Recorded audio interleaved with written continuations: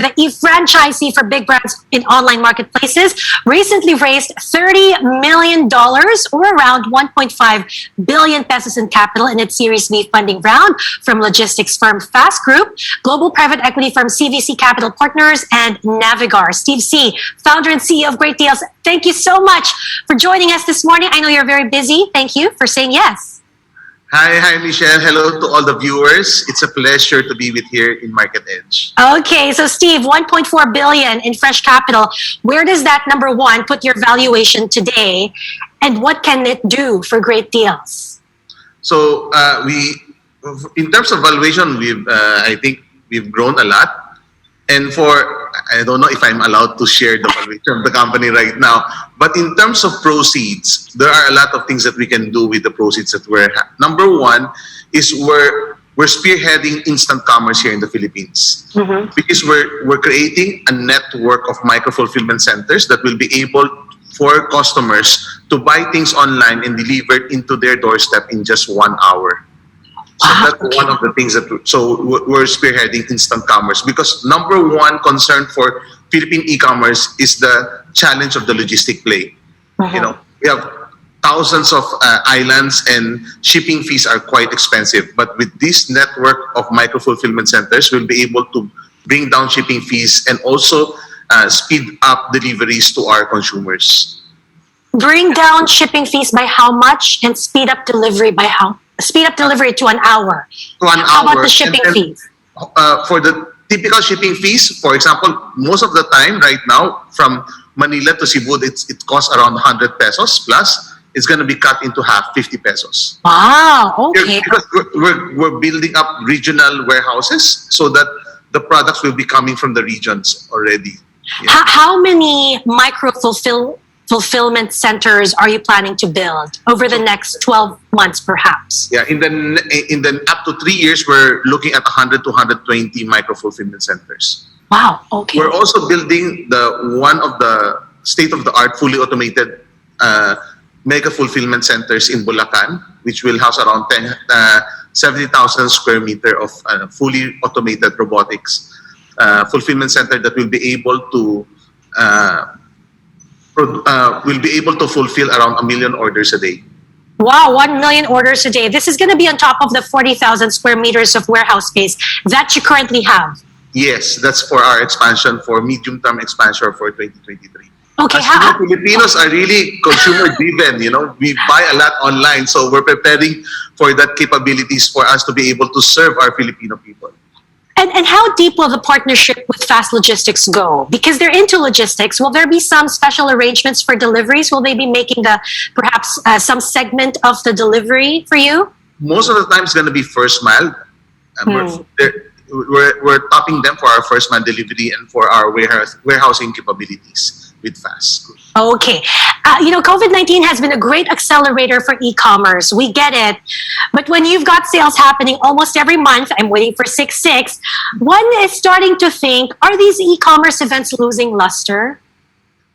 I think data shows last year we grew 4 times of our revenue. And this year, on our first quarter, we're already up by 189% in terms of revenue. So definitely, there's more and more people buying online. And there's more people shifting to the digital space. And the beauty of it, companies are now not anymore adapting. For them to survive, they need to be digital. So there's a lot of money, a lot of investment coming into the digital economy. So I think it's just going to keep on growing and growing for the next few years. How much longer can you keep up the pace? You know, to see sales quadruple in a year before you say, I think we're going to start to plateau? I think you will look. I'm looking at the next 3 to 4 years still going to have exponential growth. Wow. Okay, 3 to 4 years. Yeah. I'm very curious, Steve. Are you seeing a sort of a seesaw in sales whenever the capital or nearby areas shift from ECQ to MECQ to GCQ and then back to ECQ? Is there a seesaw of sales? There's really a peak, or what we call 200% once the government announced that we're going to have an ECQ. I think our sales peak additional 200% during the next 3 days Uh-huh. after the announcement, because people are starting to hoard or prepare for the ECQ. So there's quite a peak in terms of, and then once it's just the base still there, but there's always a peak when there's an announcement. But the base is much, much higher, as you mentioned. Yeah. Steve, you've got over 300 plus brands, including multinationals like Abbott, L'Oreal, Reebok, Samsonite, many others. How Yeah. blue is the ocean in terms of companies to get online? Or has the bench become shallow already when you try to get new companies on board?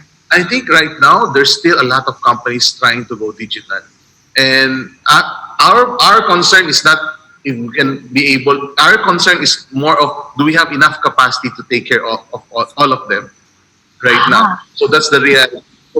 There's a heavy influx of companies going into digital, going to the e-commerce space.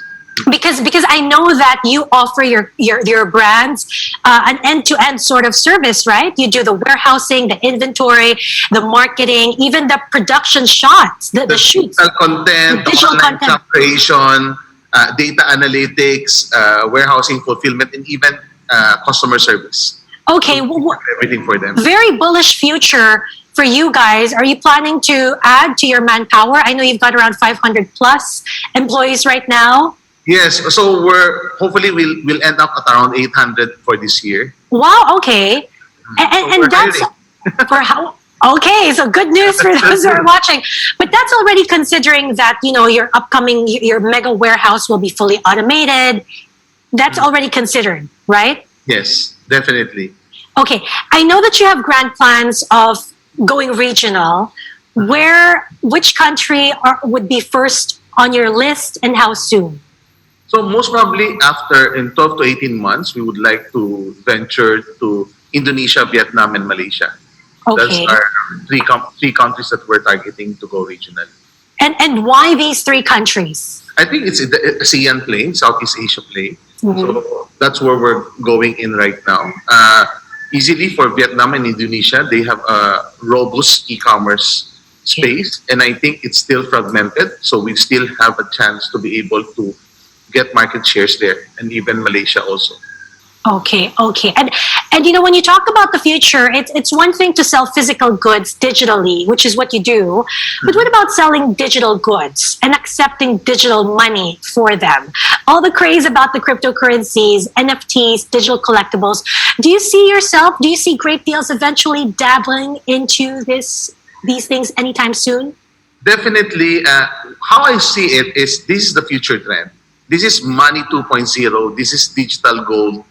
This is going to be part of our lives. It may not adapt right now, but if you're a first mover advantage, you use the blockchain technology, there's a lot of, actual real world use to be able to, to maximize that technology. And I believe we need to be part of it so that we'll keep on innovating. We keep on, spearheading things so that we won't be left behind in that sense. So definitely I'm really looking forward to it. Maybe right now people will think, oh, it's so crazy, but definitely in the next 5 years, when we were talking about e-commerce 5 years ago, they were asking me, what is Lazada? Is it a school? During that time. But right now, everybody knows e-commerce. So we want to be there when it's still happening, so that we'll ride the wave when it's up.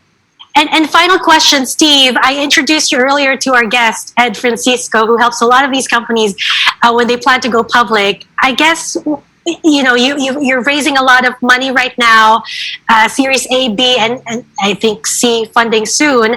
Are there plans for great deals with your size? Are there plans to go public, to list at the Philippine Stock Exchange? That's one of our options to be able to go public and do an IPO. So I think that's one of our options, really. But if you would ask me, my ambition is to have an international IPO, because we're going to go regional in the next few years. Yeah. And do you have a target year for an IPO, for going public? If I tell you now, I might get pressured. We'll hold you to account. Probably it's going to be 2025. 2025. Okay, on that very exciting note, Steve, we're gonna be covering that 2025 Okay, major. definitely. Thank you so much for joining us this morning. Thank Always you. a pleasure to speak with you. Thank you. Thank you. Have a nice day. Have a good day. Now, before we go, for those who tried to guess our blind item, this is the stock pick of Ed Francisco. This is Mega World. And that's it for the show. I'm Michelle.